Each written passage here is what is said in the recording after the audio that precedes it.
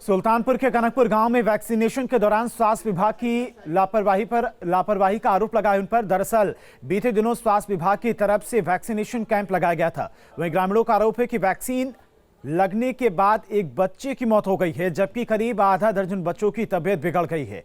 बहरहाल CMO DK Tripathi ने बच्चे का पोस्टमार्टम करवाने के साथ साथ टीम गठित कर मामले की जांच के आदेश दे दिए हैं।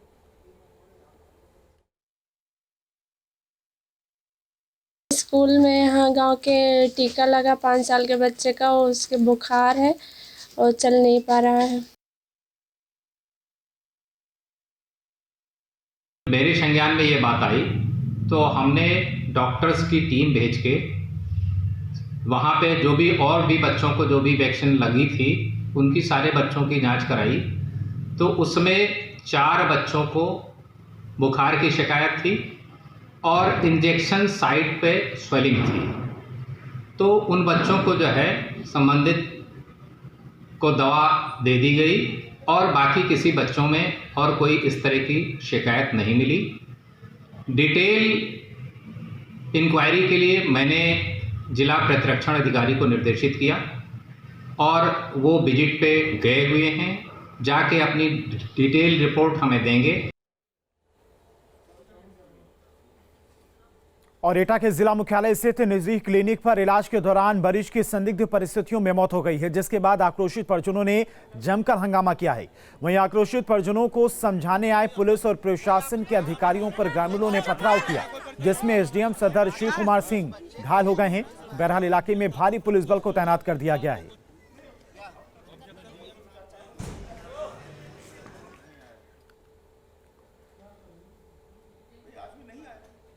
यूपी में इम्तिहान की घड़ी खत्म हो गई है। अब रिजल्ट का हर किसी को इंतजार है। 403 सीटों के इस महासमर में कई दिग्गजों की साख का सवाल है। 7वें चरण का चुनाव खत्म हो गया है। आजमगढ़ वोटिंग के मामले में अव्वल रहा तो काशी में भी बम्पर वोटिंग हुई।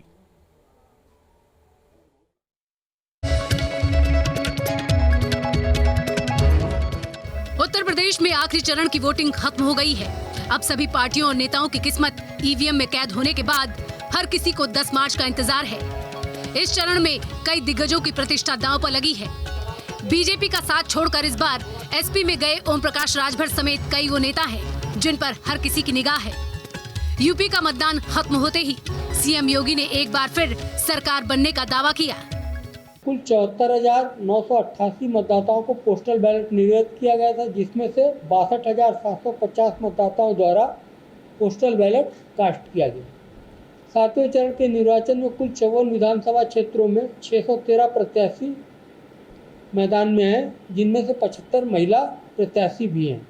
चुनाव पूरी तरीके शांतिपूर्ण तरीके से संपन्न कराया गया एवं किसी अप्रिय घटना की कोई सूचना नहीं प्राप्त हुई। यूपी विधानसभा चुनाव 2022 के 7वें चरण में 9 जिलों की 54 सीटों पर कुल 613 प्रत्याशी चुनावी मैदान में थे। इनके भाग्य का फैसला 2 करोड़ 6 लाख मतदाताओं ने कर दिया है।